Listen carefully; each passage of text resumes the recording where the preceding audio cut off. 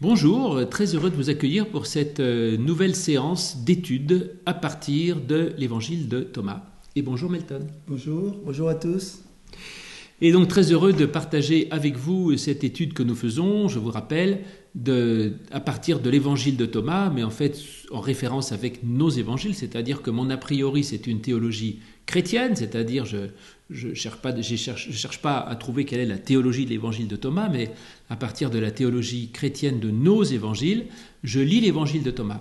L'évangile de Thomas est passionnant, je l'ai déjà dit dans d'autres émissions, parce que c'est un évangile qui a été découvert pleinement donc, autour de 1945, donc assez récemment, et qui fait appel à des sources extrêmement anciennes et très probablement même à peu près évidemment authentiques, donc qui remontent au Christ lui-même, mais des ressources qui ne sont pas les mêmes exactement que celles de nos évangiles. C'est-à-dire que nos évangiles synoptiques ont été construits à partir de paroles du Christ qui ont été transcrites par des disciples, et là Thomas a eu affaire à une autre transcription des paroles de Jésus.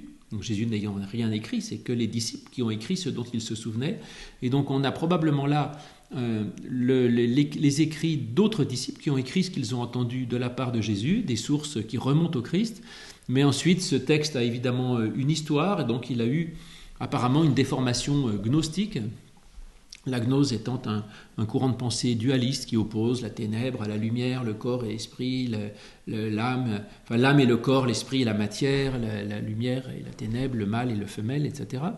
Et donc, voilà, c'est pas une théologie pure, mais néanmoins, on a évidemment là-dedans des traces extrêmement intéressantes. Il y a de très grandes parties de l'évangile de Thomas qui a des parallèles dans nos évangiles. C'est intéressant de voir les différences qu'il y a entre les deux. Et il y a aussi d'autres paroles attribuées au Christ dans l'évangile de Thomas qui n'ont pas de parallèle dans nos évangiles. Est-ce qu'elles sont authentiques? Est-ce qu'elles ne le sont pas? On ne sait pas, mais elles peuvent tout à fait l'être, et il est assez probable qu'elles le soient d'ailleurs. Et donc, en tout cas, nous regardons si cela peut avoir un intérêt. Donc, l'évangile de Thomas est formé de 117, je crois, logia, c'est-à-dire des paroles du Christ qui sont mises les unes après les autres.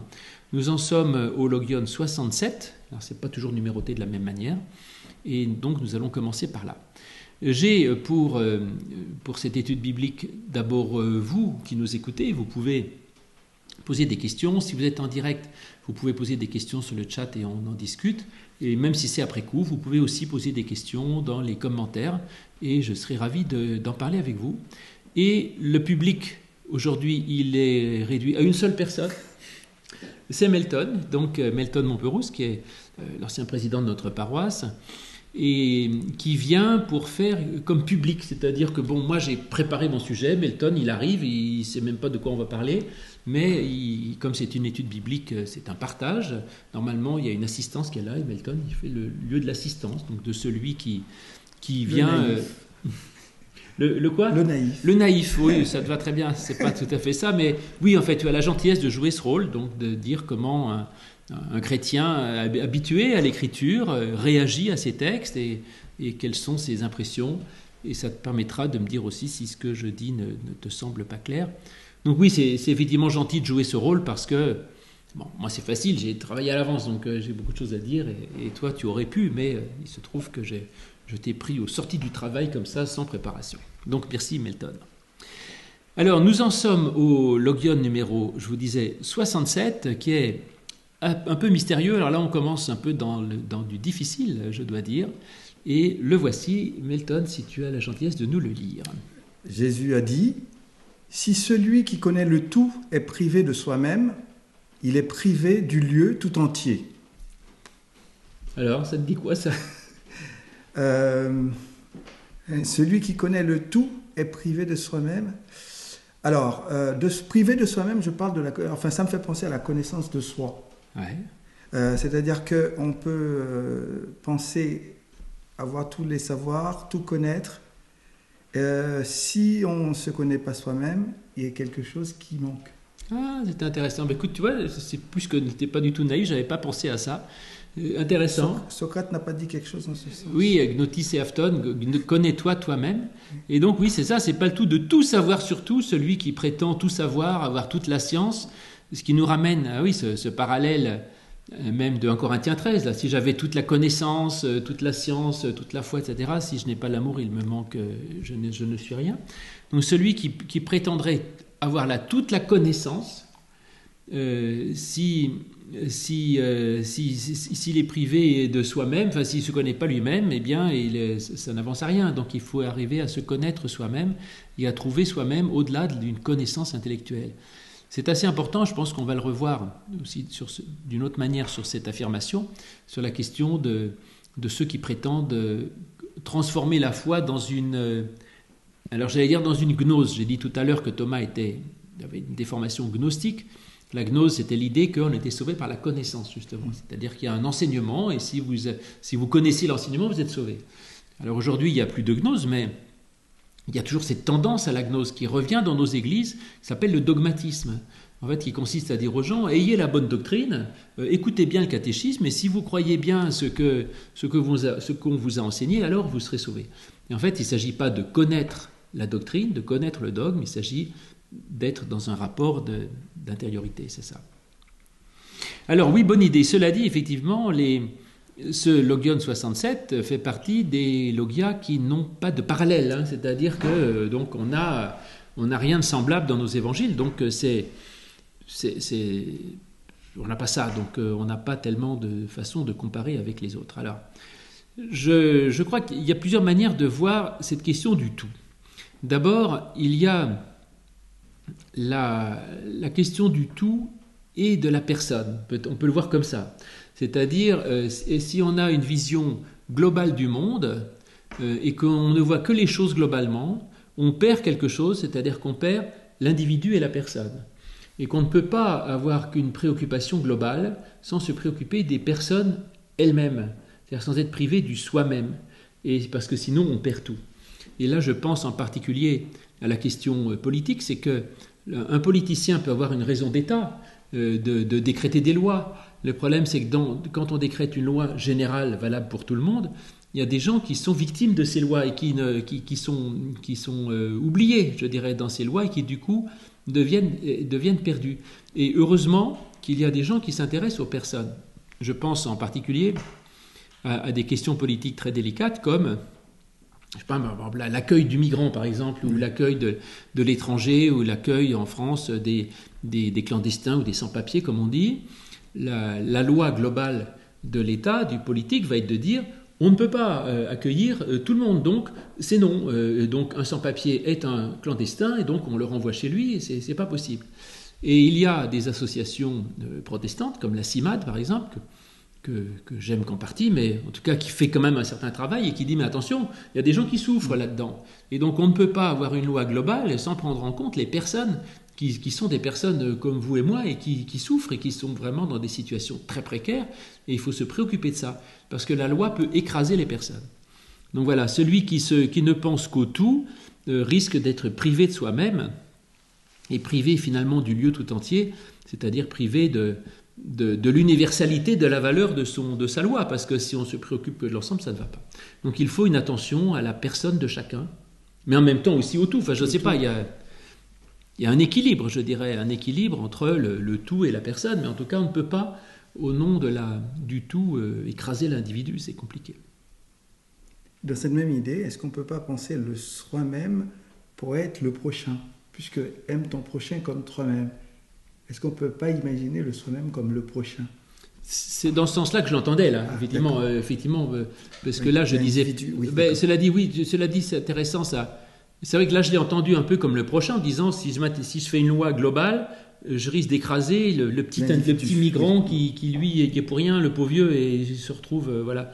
Mais en même temps, j'allais dire à l'inverse que tu me fais penser à une chose à laquelle je n'avais pas pensé, c'est-à-dire, si je suis uniquement capable de me préoccuper du tout en oubliant mon prochain, je me tue moi-même. Oui, c'est ça. C'est-à-dire, celui qui ne s'aime pas, qui n'est pas capable d'aimer son prochain et d'être attentif à la misère du proche qui est à côté de lui, il est privé de soi-même, c'est-à-dire qu'il ne peut plus se regarder dans la glace, quoi. Il n'est plus quelqu'un, il se prive de sa propre identité.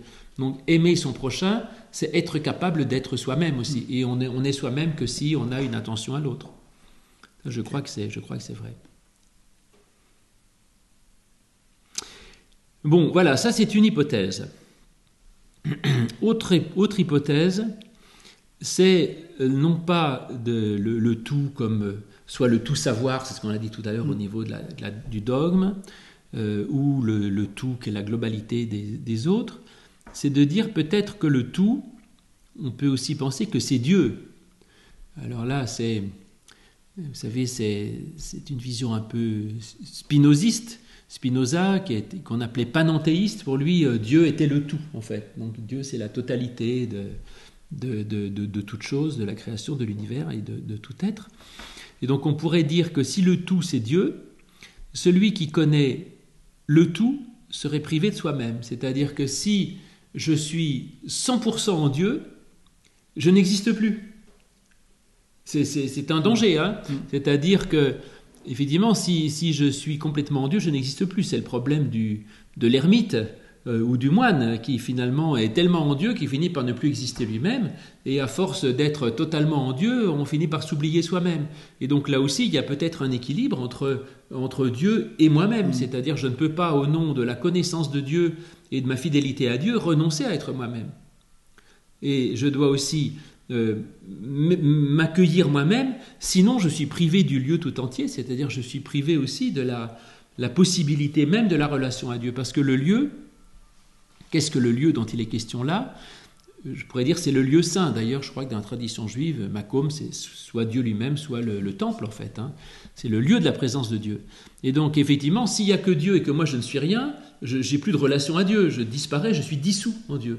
Et donc pour qu'il y ait une relation à Dieu, il faut qu'il y ait Dieu et qu'il y ait moi. Et que donc je ne sois pas dissous dans ma relation à Dieu et que je ne cesse pas d'exister. C'est vrai ça ? Oui, quelque part, ça me fait penser au fait qu'il ne faut pas être que dans le spirituel.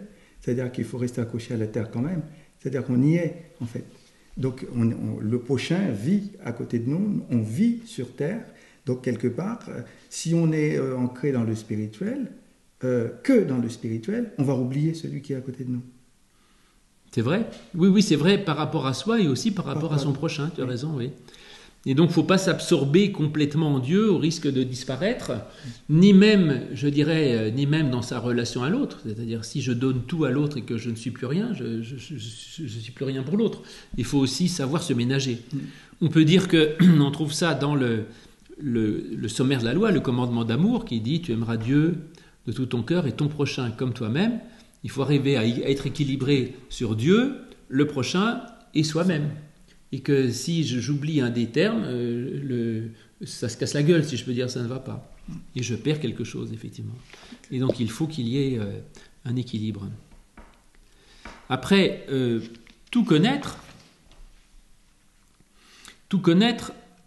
oui, je reviens un peu en arrière, là, pardon, tout connaître, ça ne me semble pas forcément une très bonne idée, parce que, d'abord, même Jésus dit, en Matthieu 25, je crois, dans l'Apocalypse synoptique, on lui demande quand est-ce que la fin du monde, il dit ça, je ne le sais pas. Seul le Père le sait, le Fils ne le sait pas. Donc Jésus lui-même, il y a des choses qu'il ne sait pas. C'est assez étonnant ça pour le Verbe incarné. Jésus a dit qu'il y a quelque chose que le Père connaît et que lui ne connaît pas. Et celui qui prétend tout connaître de Dieu, c'est juste un pénible. C'est-à-dire c'est un intégriste, quoi. Un intégriste ou un perroquet du dogme qui répète des trucs et c'est pas une personne pensante. Et ça, c'est grave pour deux manières. D'abord parce que dans l'Église, je crois que c'est une menace. On risque d'exclure des personnes au nom de la doctrine. Tu vois, je veux dire, c'est-à-dire qu'on risque de dire non, l'Évangile, il est contre. Je sais pas, par exemple, les personnes homosexuelles, pour reprendre un sujet très dans l'actualité, veut dire l'Évangile. Paul dit les homosexuels n'hériteront pas du royaume de Dieu, donc on les exclut ou on dit n'ont pas le droit de vivre leur homosexualité, au moins qu'ils restent chastes et sans relation. Et donc, c'est-à-dire qu'au nom d'une sorte de prétendue connaissance, qui d'ailleurs est très discutable parce que je pense que la parole de Paul ne parle absolument pas d'homo-affectivité, mais de violence du maître sur l'esclave, ce qui est tout à fait autre chose, et bien au nom de ça, on exclut quelqu'un. Donc c'est dangereux les gens qui prétendent avoir réponse à tout, quoi, et qui disent « moi j'ai un dogme et au nom de la personne, j'exclus des personnes ». Donc j'exclus les homosexuels, les divorcés, ceux qui ne croient pas dans la Trinité, ceux qui n'ont pas une foi comme il faut, et on les fout dehors. Et en fait, non, ça c'est très dangereux quand on exclut au nom de la connaissance, c'est évidemment quelque chose de très mauvais. Quant à la connaissance, c'est vrai que j'ai tendance à préférer, il faut un minimum de connaissances, mais j'ai tendance à préférer la quête et la recherche sur la connaissance, et que le but du croyant, c'est pas d'être un perroquet de la connaissance, tu vois, qui va réciter le catéchisme de Luther ou d'Église catholique, peu importe, selon votre option, mais c'est celui qui va penser de lui-même, qui va réfléchir, et qui va être dans une quête personnelle. Descartes a dit « je pense, donc je suis ». C'est intéressant dans ce contexte, et je trouve que c'est assez vrai, parce que ça veut dire que celui qui ne pense pas, mais qui répète le catéchisme ou le dogme, il n'est pas. Ben, c'est exactement ce qui est écrit là. Celui qui dit qu'il connaît le tout, il est privé de soi-même, c'est-à-dire qu'il n'est rien, parce qu'il prétend tout connaître, donc il ne pense pas. Et s'il ne pense pas, il ne remet pas en cause sa pensée, il ne réfléchit pas, il ne questionne pas, il n'avance pas, et du coup, il est privé de soi-même, il ne pense pas, donc il n'est pas. C'est tout à fait cartésien, c'est Descartes. Je pense, donc je suis, donc si je ne pense pas, je ne suis pas. Donc vive la réflexion, et vive celui qui sait qu'il ne sait pas tout. Je sais une chose et que je ne sais pas tout, et vive celui qui sait que Dieu est de toute façon au-delà de ce que l'on peut en savoir, et celui qui prétend tout savoir sur Dieu, tout savoir sur la morale, tout savoir sur ce qui est juste, sur ce qui est vrai, sur ce qui est bon et ce qu'il faut faire et ne pas faire, c'est juste un intégriste pénible, et qui est privé de lui-même, parce qu'il n'est plus personne, c'est un perroquet, et il est privé du lieu tout entier, c'est-à-dire du lieu de la rencontre avec Dieu et avec son prochain. C'est beau ça, hein? Oui, non, j'étais en train de dire, est-ce qu'on n'est pas, dans ce cadre-là, est-ce qu'on ne peut pas verser dans l'idolâtrie? Une forme. Oui, je crois que oui. L'idolâtrie, c'est ça, l'idolâtrie, c'est de considérer quelque chose d'humain comme étant au-dessus de tout, quelque chose d'humain qui peut être la connaissance. La connaissance, elle est humaine. Dieu est au-delà de ce que l'on peut en savoir. Donc l'idolâtrie, ça réduit Dieu à une connaissance. Ça réduit Dieu à un dogme, à une doctrine, à une morale. Je pense, non? Oui, donc ça, c'est pas bon, parce que Dieu est au-delà des dogmes, au-delà de la connaissance, au-delà de la morale. Donc la morale est toujours compliquée, toujours complexe, et jamais définitive. C'est toujours qu'une approximation humaine. Très bien. On continue? Oui. Allez. 68. Jésus a dit, « Bienheureux serez-vous quand on vous haïra et quand on vous persécutera, et on n'atteindra pas le lieu là où on vous a persécuté. » Oui, alors, bon, ça c'est... on a des parallèles faciles, ça c'est ce qu'on appelle une béatitude, bienheureux. Et donc ces béatitudes, on les a en Matthieu 5 et en Luc 6. Donc en Matthieu 5, dis-nous comment c'est écrit. C'est versets 10 et 11. Ouais. Oui. Heureux ceux qui sont persécutés à cause de la justice, car le royaume des cieux est à eux. Mm-hmm. Heureux serez-vous lorsqu'on vous insultera, lorsqu'on vous persécutera et qu'on répandra faussement sur vous de toutes sortes de mal à cause de moi. Ouais, c'est ça. Et ensuite, on a aussi le parallèle en Luc 6, 22. Heureux serez-vous lorsque les hommes vous haïront. Donc, ce coup-ci, on a la haine, qu'il n'y a pas dans Matthieu, mais qu'il y a là aussi. Lorsque les hommes vous haïront, lorsqu'ils vous chasseront, vous insulteront et rejetteront votre nom comme infâme à cause du Fils de l'homme. Ça, c'est Luc 6, 22. Alors, on a le parallèle. Alors, les béatitudes. Quand je suis malhonnête, je te demande de prendre la parole d'abord, ça me laisse le temps de réfléchir. Oui. Spontanément, ouais. Ce que je pense, c'est que j'étais en train de me dire, est-ce que pour être heureux, il ne faut pas être persécuté, il ne faut pas subir la haine? Est-ce qu'on peut le voir comme ça? Est-ce que c'est parce qu'on ne peut pas le comprendre comme ça? Dans la vie de tous les jours, il faut qu'on soit persécuté, il faut qu'on subisse la haine des autres, et là, on sera heureux. Bien heureux serez-vous quand on vous haïra. Est-ce qu'à l'inverse, le fait d'être persécuté, le fait d'être, de subir la haine des autres, enfin, est-ce que ça, Dieu nous aide, nous donne le bonheur à travers toutes ces épreuves? J'aime pas trop cette idée, pour te dire. Alors c'est vrai que dans les béatitudes de Matthieu, il y en a 8, il y en a, les 7 premières, on les aime bien, donc on les lit au culte assez facilement. Heureux ceux qui procurent la paix, heureux les doux, les humbles, etc. Et puis la dernière, j'avoue que heureux serez-vous quand on vous persécutera, on va un peu plus vite. C'est moins fun. Alors, l'idée de dire qu'il faille forcément être persécuté pour être heureux, je récuse ça en fait, parce que sinon, dans les autres béatitudes, il faudrait dire de la même manière, heureux ceux qui sont pauvres, donc forcément il faut être pauvre, il faut être persécuté, il faut pleurer, il y a un côté un peu masochiste, si tu veux, qui ferait passer la félicité éternelle par une nécessité de souffrance. Ce qui me semble discutable. Je dirais plutôt que ces situations sont des situations inéluctables, donc malgré le fait que même celui qui pleure, il peut être heureux, même celui qui a faim, il peut être heureux, et même celui qui est persécuté, il peut être heureux.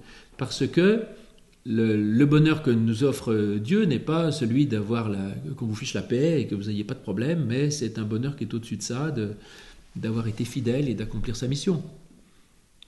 D'accord. Ou alors, si je veux être d'accord avec toi, c'est de dire le fait que de toute façon, le fait d'être fidèle à l'Évangile, forcément, ça nous pose des problèmes. Non ? Oui, ça donne des contraintes. Ça donne des contraintes et des incompréhensions. Et je me souviens, une fois, je faisais parler à mes catéchumènes un chef d'entreprise. On discutait des béatitudes avec les jeunes et il disait aujourd'hui, on n'est pas tellement persécutés comme chrétiens. Il y en a beaucoup dans le monde. Il y a beaucoup de chrétiens persécutés dans le monde, mais en France, on ne peut pas dire qu'on soit vraiment persécuté. Et ce chef d'entreprise disait, si, moi je suis un chrétien persécuté, parce qu'en tant que chef d'entreprise, ça me complique énormément la vie d'être chrétien, parce que je serais sans foi ni loi, ce serait beaucoup plus facile, je pourrais virer les gens, tromper, racheter, mettre en faillite, j'aurais aucun scrupule. Et en fait, par le fait que j'ai l'attention à l'autre, ça me complique la vie d'une façon épouvantable. Donc il disait, ma foi chrétienne m'impose des complications, des incompréhensions, des problèmes en fait. Oui. Et peut-être que effectivement, du coup, ce qu'il dit, écoutez, même si ça vous pose des problèmes, c'est pas très grave, parce que, alors dans Matthieu, il dit quoi ? Le royaume des cieux est à eux ? Alors, Matthieu 5. Heureux ceux qui sont persécutés à cause de la justice, car le royaume des cieux est à eux. Oui, bien sûr. Oui, donc il dit, c'est pas grave parce que vous gagnez une richesse spirituelle à la place, c'est-à-dire que vous avez une compensation d'un autre ordre. Là, Thomas a une autre compensation qui est intéressante. Il ne dit pas le royaume des cieux sera à eux, il dit on n'atteindra pas le lieu où on vous a persécuté. C'est-à-dire on peut toujours vous persécuter, mais en fait on ne touchera pas le cœur de votre être. C'est peut-être ça. Enfin, tu vois, c'est-à-dire tout problème, ce sont des problèmes extérieurs. Et en fait, là, ça ne touche pas ce que je suis moi-même, au fond de moi-même, et mon intégrité au niveau de ma conviction et de ma foi. Tu peux toujours m'insulter. Je sais en qui j'ai cru, comme dit Paul. Et donc ça ne me déséquilibre pas, ça ne me menace pas. Ou alors ce lieu, le lieu dont il est question, il en était déjà question au Logion 67 avant. Il est privé du lieu tout entier. Et j'avais dit à ce moment-là que le lieu pouvait être aussi le lieu de la relation à Dieu. Et donc, soit ça veut dire tu peux toujours me persécuter physiquement ou matériellement, ça ne touche pas ce qu'il y a de plus précieux en moi qui est ma relation à Dieu, soit ça veut dire ça ne touche pas ce qui est le lieu même de la profondeur de mon être, c'est-à-dire tout problème n'est qu'extérieur et secondaire. Enfin, dernière solution, c'est que quand on lit les autres béatitudes de Matthieu, heureux ceux qui sont pauvres, heureux ceux qui ont faim et soif de justice, on ne les lit pas simplement comme en disant il se peut que vous soyez pauvre, que vous ayez faim, à ce moment-là Dieu vous compensera. C'est de dire le simple fait de se savoir pauvre est un chemin de bonheur. Alors là, du coup, je vais défendre ce que tu disais tout à l'heure peut-être. Et le simple fait d'avoir faim et soif de justice, c'est un chemin de bonheur. Pourquoi ? Parce que le bonheur, c'est pas d'avoir de la chance que les gens soient gentils avec vous, c'est d'être justement dans une quête, dans une recherche, et celui qui se sait pauvre, il peut être dans la quête de quelque chose, il peut rechercher et du coup avoir quelque chose. Celui qui croit tout savoir et être au-dessus de tout, il ne cherche rien, il est bloqué. Et celui qui a faim et soif de justice, celui qui dans sa vie a une dynamique, parce que ça le met en mouvement justement. Alors est-ce qu'on peut le comprendre de la même manière ? Et que le fait d'être persécuté ou d'être haï, ça peut avoir quelque chose de positif pour nous, pas simplement par le fait qu'on se dit « Ah ben Dieu me compensera ». Peut-être parce que ça nous force à savoir en quoi on croit, peut-être, je ne sais pas, hein, et à prendre ses propres options, et ça force à se positionner, ça force à se battre aussi pour ses idées, et ça force à... C'est-à-dire qu'on ne peut pas rester neutre, autrement dit, tu vois. En fait, le pire, c'est celui qui se dit neutre, dit « Oh, je m'en fiche, c'est pas mes affaires ». Non, non, c'est mes affaires, donc je rentre dans le combat du monde. Et ça, c'est intéressant, puisque tout à l'heure, on en parlait au Logion d'avant, celui qui se retirerait du monde, tu vois, celui qui se retirerait du monde raterait quelque chose. Là, de même, il y aurait un risque de se dire « Je suis neutre, je me désintéresse de tout. Je ne veux pas combattre, faites ce que vous voulez, je m'en fiche, je reste dans mon coin à prier Dieu et qui m'aime. » Et en fait, si on se jette dans le monde, on prend le risque d'être haï, d'être persécuté. Donc heureux celui qui est haï et persécuté, parce que ça veut dire qu'il s'est investi dans le monde. Et dès qu'on va dans le monde pour combattre, pour agir, pour faire quelque chose, nécessairement, il y a de la résistance. Parce que le monde résiste à toute action spirituelle. Et donc il y a de la résistance. Et alors il ne faut pas forcément se dire sous prétexte plus on me hait, plus je suis heureux et plus je suis aimé. C'est pas ça, mais le fait d'avoir de la résistance du monde, ça force à battre, ça force à rentrer dans le monde et à savoir ce que l'on fait, à se re-questionner, à réfléchir et à pouvoir avancer. D'accord. Ça te va ? Oui. Bon, une deuxième béatitude, Qui est en lien. le numéro 69. Jésus a dit « Bienheureux sont ceux qui ont été persécutés dans leur cœur. Ce sont eux qui ont véritablement connu le Père. Bienheureux les affamés, car le ventre de celui qui désire sera rempli. » Ah, donc là on a deux béatitudes pour le prix d'un. La première, tu as raison, on reprend la question de la persécution. Dans leur cœur. Alors oui, qu'est-ce que tu veux dire ? Non, tout à l'heure, on était en train de... Enfin, si j'avais compris que les persécutions étaient à l'extérieur de soi-même. C'est-à-dire que ça ne rentre pas dans le lieu de la relation à Dieu. Et là, tout d'un coup, c'est bienheureux sont ceux qui ont été persécutés dans leur cœur. Est-ce que ça ne prend pas une autre dimension ? Oui, mais c'est intéressant parce qu'effectivement, on pourrait dire... Tout à l'heure, j'ai dit, il reprend la même béatitude. Puisqu'on a aussi bienheureux, quand vous serez persécuté, il recommence. Mais peut-être que c'est qu'une illusion, il ne reprend pas la même béatitude. C'est une autre situation qui n'a rien à voir. Oui, d'accord. C'est ça ? Oui. Parce qu'avant, effectivement, il y a des problèmes matériels. Et là, même celui qui est persécuté dans son cœur, ce qui finalement est beaucoup plus grave. C'est-à-dire dans sa conviction, dans son être même. Ça, c'est pas évident, parce qu'on peut souffrir matériellement, ce qui est très embêtant. Mais là, s'il est persécuté dans son cœur, donc il ne parle pas d'une situation matérielle, mais d'une remise en cause personnelle.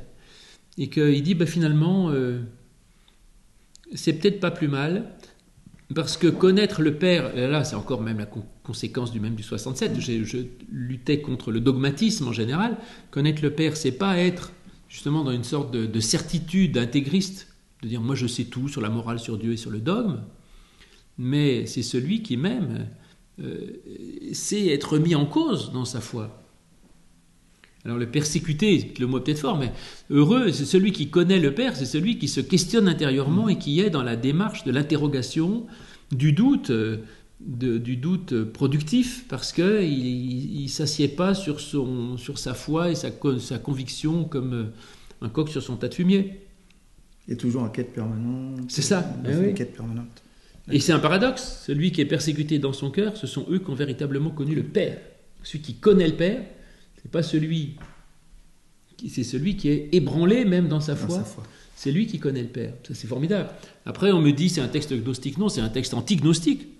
Tu vois, parce que le gnostique dirait il connaît, il est sauvé. Mais... Et puis le dernier, bienheureux les affamés, car le ventre de celui qui désire sera rempli. Alors là, on a aussi, évidemment, on a le parallèle exact dans Matthieu. Non, en fait, c'est compliqué, parce que dans Luc, il met « Heureux ceux qui ont faim, car ils seront rassasiés », si je ne me trompe pas. Et en Matthieu, il rajoute, c'est en Luc 6, 21, « Heureux ceux qui heureux vous qui avez faim maintenant, car vous serez rassasiés. Et Matthieu a rajouté, heureux ceux qui ont faim et soif de justice. Donc Matthieu a spiritualisé la béatitude, comme là, un peu. C'est-à-dire que Luc reste dans le matériel, heureux ceux qui ont faim, car ils seront rassasiés, heureux ceux, comme tout à l'heure, heureux ceux qui sont persécutés. Et Matthieu reprend la béatitude et il précise bien que c'est spirituel, heureux ceux qui ont faim de justice. C'est-à-dire c'est pas le fait de mourir de faim au Soudan du Sud qui rend heureux, c'est le fait de désirer, d'être avide, de vouloir, de chercher, de quêter. Et là, il dit « Heureux les affamés, car le ventre de celui qui désire sera rempli ». Ce que j'aime, c'est le mot « désir ». Et en fait, cette valorisation du désir me semble assez intéressant. C'est-à-dire, le désir, c'est la dynamique de la vie. Celui qui ne désire rien, il fait rien. C'est pour ça que le riche peut être triste, il ne désire plus rien. En fait, désirer, c'est soit matériellement, bon, ça, peu importe, mais même désirer, c'est être avide, vouloir progresser, quêter, avancer. Donc c'est le désir qui nous fait vivre. Et le ventre de celui qui désire sera rempli. Et puis désirer, c'est ne pas avoir, c'est-à-dire qu'on ne peut désirer que ce que l'on n'a pas. Et donc finalement, heureux celui qui n'a pas. C'est tout à fait antignostique, c'est pas heureux celui qui possède une connaissance, c'est heureux celui qui sait qu'il y a une connaissance qu'il n'a pas. Heureux celui qui désire connaître Dieu mais qui ne connaît pas tout. Heureux celui qui désire apprendre à prier mais qui sait qu'il ne prie pas bien. Heureux celui qui désire être un bon chrétien qui sait qu'il ne l'est pas. Je trouve ça absolument formidable. Ça nous invite à être en marche tout le temps, en dynamique, à aller être toujours à la recherche de quelque chose qu'on n'a pas en fait. Ben oui, c'est ça. Et bien à la recherche de Dieu qu'on ne voit jamais, qu'on est en train de... C'est vrai. C'est ça. Mais oui, c'est ça. C'est formidable. Je trouve ça formidable. Oui, donc la foi n'est pas une sorte de trésor sur lequel on s'appuie, mais c'est une quête et un désir permanent d'un Dieu qui fuit à mesure qu'on essaye de l'attraper. Mais qu'on a quand même en partie, parce que si on n'avait pas du tout Dieu, pour avoir un désir, pour désirer quelque chose, il faut s'en faire une idée. Tu ne peux pas désirer quelque chose que tu ne connais pas. Donc il y a quelque chose, je sais que ça existe, je vois qui c'est, j'essaie de le posséder et je cours après. Voilà. Donc il y a 68, on peut parler du côté matériel, et puis quand on descend en 69, on peut penser, et ça prend une valeur un peu plus spirituelle. Là, évidemment, parce que de dire que celui qui a faim matériellement, son ventre est rempli, c'est pas vrai. Regarde les pauvres enfants qui meurent en Afrique, ils peuvent toujours avoir faim, leur ventre n'est pas rempli. Donc ça veut dire qu'on est là, évidemment, dans le domaine spirituel. C'est une allégorie. Bon, on en prend une dernière, si tu veux, le Logion 70, qui n'est pas plus simple qu'un autre. Mais voilà, alors dis-nous tout. Jésus a dit, lorsque vous produirez ceci en vous-même, ce que vous avez vous sauvera. Si vous n'avez pas ceci en vous, ce que vous n'avez pas en vous vous tuera. Oui, lorsque vous produisez ceci en vous-même, ce que vous avez vous sauvera. Si vous n'avez pas ceci en vous, ce que vous n'avez pas en vous vous tuera.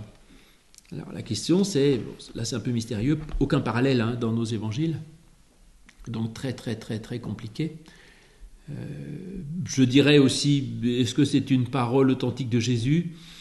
Je ne suis pas très sûr, ça m'a l'air quand même un peu trop alambiqué pour être par rapport à ce que l'on...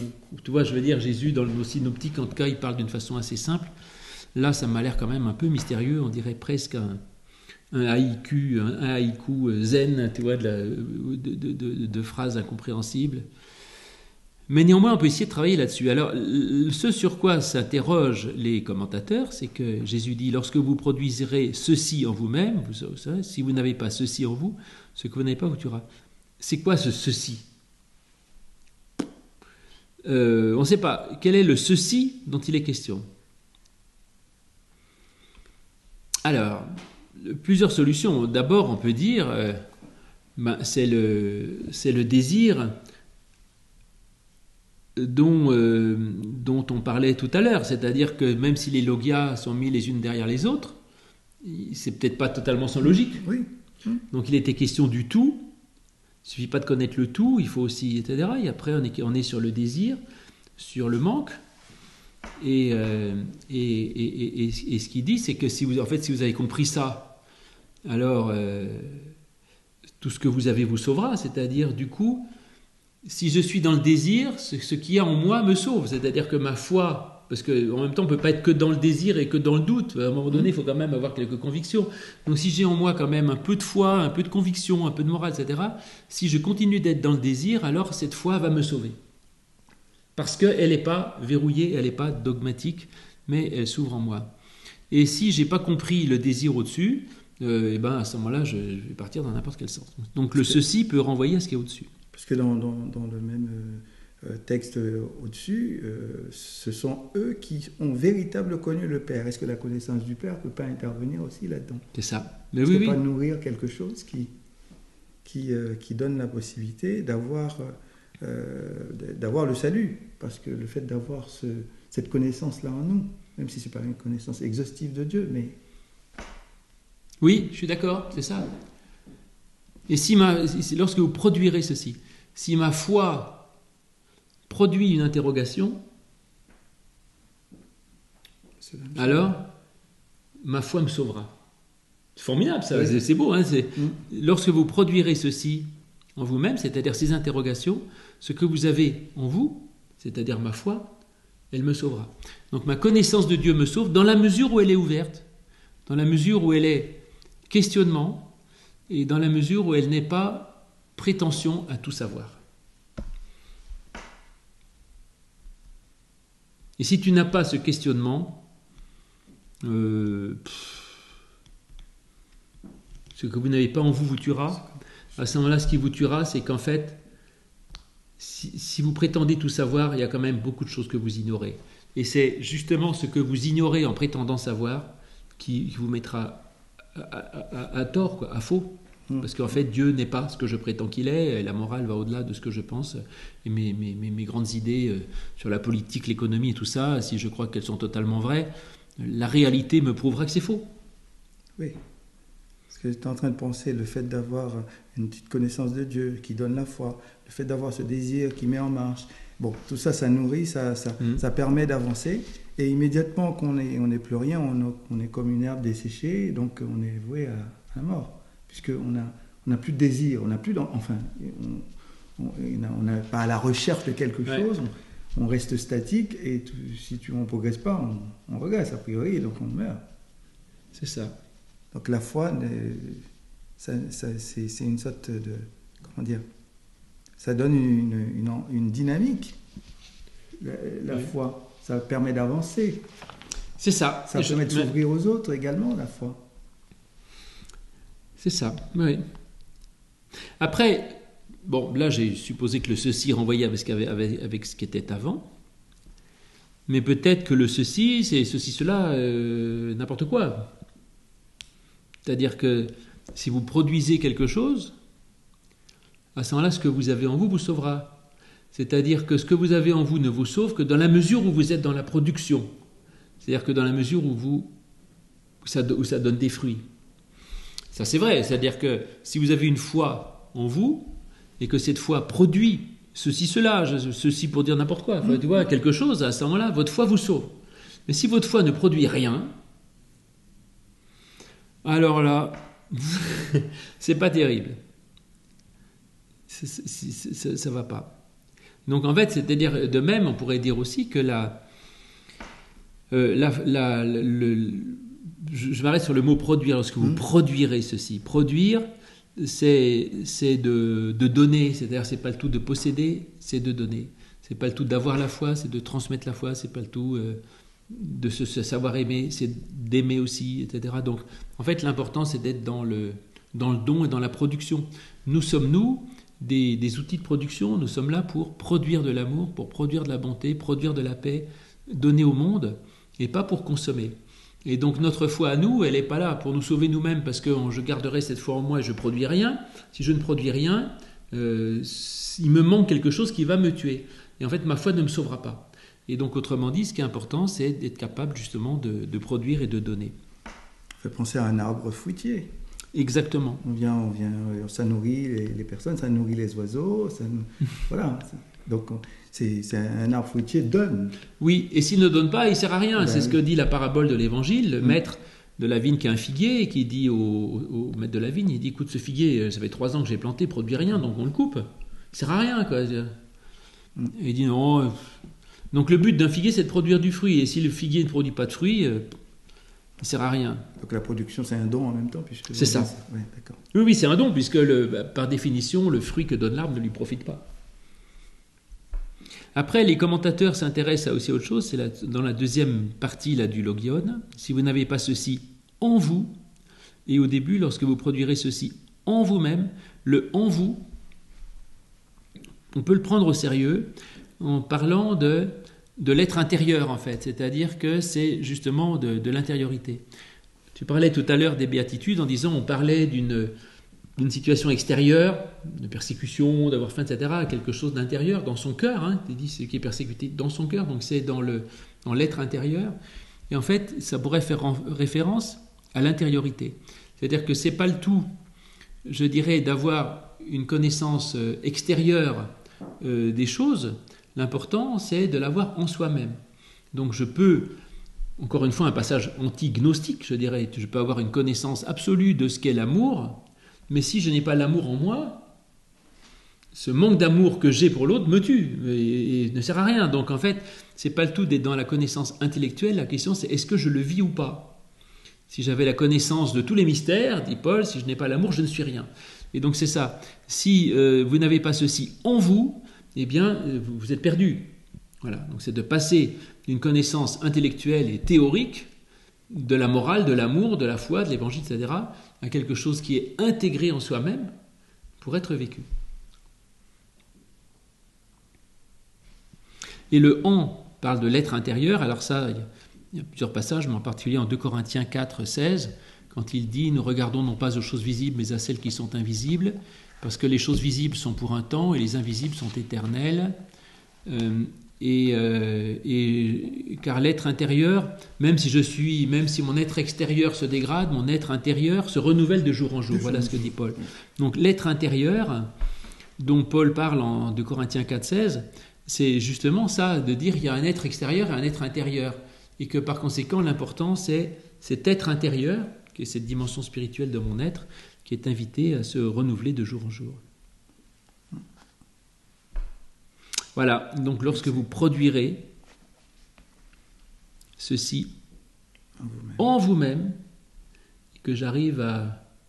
Alors soit ceci renvoie à ce qu'il y a avant, je produis du questionnement par partir de... Et du coup ma foi me pose parce qu'en moi-même je produis du questionnement, soit parce que je produis de l'amour à partir de mon être intérieur. Et si je n'ai pas cet amour en moi-même, ce que je n'ai pas en moi me tuera, c'est-à-dire du coup, en fait, ce qui me manque, c'est cet amour que si je ne l'ai pas en moi, je suis quoi? Je suis un airain qui retentit et un bronze qui résonne, comme dit Paul. Bon, eh bien, je propose... Tu avais autre chose à dire là-dessus? Non. Non. Eh bien, écoute, alors... Cette partie-là est plus difficile. Oui, là, c'est compliqué, là. Mais après, il y aura d'autres passages avec beaucoup de parallèles. Dans l'Évangile, ce sera un peu plus facile. Ça dit Thomas est effectivement compliqué. Cette fois-ci, on a eu très peu de parallèles dans nos évangiles, sauf les béatitudes. C'est assez intéressant pour moi de repenser les béatitudes. On connaît ces textes des béatitudes par cœur et de pouvoir voir une tradition qui nous les replace dans un contexte un peu différent permet de repenser, de réfléchir à ces béatitudes que nous connaissons très bien dans Matthieu 5. Donc ça, je pense que c'est un apport intéressant. Quant aux deux autres logia un peu mystérieux, je ne sais pas très bien, est-ce que vraiment c'est des paroles du Christ? J'ai quelques doutes, pour tout vous dire, mais ça n'empêche que c'est intéressant. Mais par contre, les béatitudes, c'est intéressant. Et c'est possible que ce que nous ont dit Matthieu et Luc, c'est peut-être pas nécessairement exactement ce qu'a dit Jésus, on ne sait pas. Là, je découvre le mot désir. Le plus souvent, quand ça a une connotation un petit peu négative, le mot désir. C'est vrai. Et là, en tous les cas, vous l'avez interprété comme quelque chose de très positif, qui met en route, qui met en marche, et qui donne, c'est l'essence même de la vie, parce que Ça permet de continuer à vivre, d'aller chercher les choses. Et non, le mot désir, ça me... Voilà. J'ai bien apprécié dans le... Eh bien, écoute, super. Eh bien, merci Melton d'avoir bien voulu jouer ce rôle et de venir parler avec moi de ces passages compliqués de l'évangile de Thomas. Et merci à vous d'être là. Et donc, on peut en discuter dans les questions tant que vous voulez. Et je vous donne rendez-vous le mois prochain, pour ceux qui nous suivent en direct, pour la suite des aventures de Thomas, à partir du Logos 71. Merci beaucoup. Merci de m'avoir invité. Au revoir.